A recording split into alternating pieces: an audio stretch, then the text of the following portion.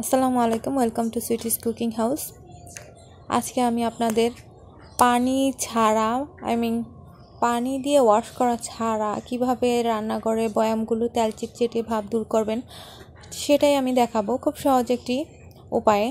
এটা দেখুন, 15 দিন যাবত এটা এরকম ময়লা হয়ে আছে, আমি বাসায় ছিলাম না, তো এই ময়লাটা এখন আমি পরিষ্কার করে দেখাবো ওয়াশ ছাড়া। জাস্ট একটা স্প্রে করব, যেটা আমি বাসায় নিজে তৈরি করেছি।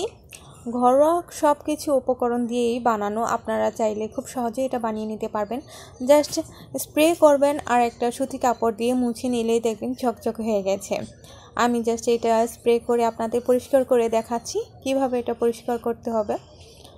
আর হ্যাঁ, এটা যে শুধু বয়ামই পরিষ্কার করতে পারবেন তা নয়, রান্নাঘরে টাইলস, তারপর যে কোনো জায়গায় রান্নাঘরের থাকা তেল চিটচিটে ভাব আপনারা এটা দিয়ে পরিষ্কার করতে পারবেন। জাস্ট কিছু যেখানে একটু বেশি ময়লা থাকবে ওইখানে স্প্রে করে 10 মিনিটের মতো বা 5 মিনিটের মতো রেখে দিতে হবে।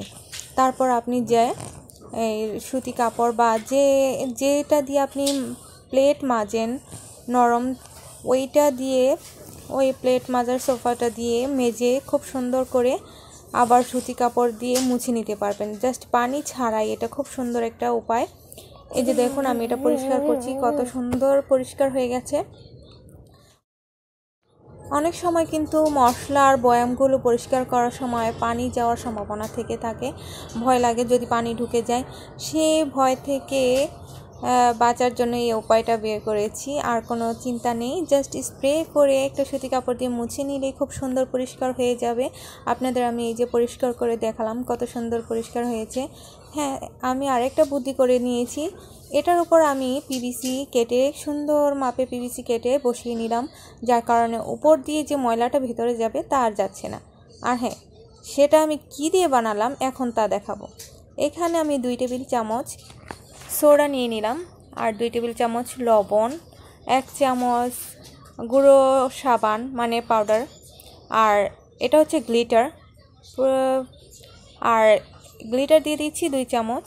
আর এখানে শেষ যেটা হচ্ছে গ্লিটারটা কিন্তু 1 চামচ পড়ে গেছে, তাই আমি এই হিসেবে 2 চামচ দিয়ে দিচ্ছি। আর এটা ভালো রাখার জন্য সর্বশেষ উপকরণ হচ্ছে ভিনেগার। এটা দিলে অনেক দিন এটা ভালো থাকবে, আপনি 1 মাসও ব্যবহার করতে পারবেন।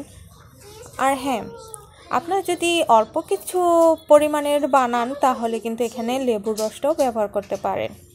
তা আপনার ইচ্ছা, যদি আপনি অনেক দিন রাখতে চান তাহলে অবশ্যই ভিনেগারটা ব্যবহার করবেন, কারণ লেবুটা যদি দিয়ে অনেকটুকু বানান তাহলে এটা কেমন যেন আঠালো হয়ে যাবে আর একটা অন্যরকম স্মেল আসবে।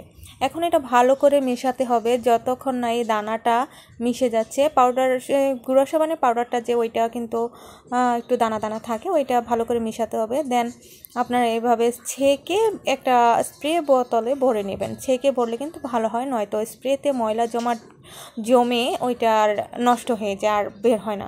এইখানে আমি আবারও আমার এই ইন্ডাকশনটা এখন এটা পরিষ্কার করে দেখাবো এটা কতটা কাজের। আপনারা অবশ্যই বাসায় এটা তৈরি করে আপনাদের রান্নাঘরের সকল তেল চিটচিটে ভাব দূর করতে পারবেন খুবই সহজে, পানি ছাড়া। এতে আপনাদের ঠান্ডাও লাগবে না। শীতকাল যেহেতু, এভাবে যদি করে নেন, শীতকাল কেন গরমকালের জন্য খুবই ভালো। শুধু শুধু পানি দিয়ে ওয়াশ করা ছাড়া এভাবে স্প্রে করে খুব সহজেই মুছে নিতে পারবেন। আপনাদের যদি আমার এই ভিডিওটা ভালো লেগে থাকে অবশ্যই আপনারা চ্যানেলটা সাবস্ক্রাইব করে দেবেন প্লিজ।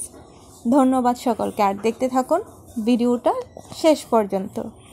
আর হ্যাঁ, শেয়ার করতে ভুলবেন না, লাইক তো অবশ্যই।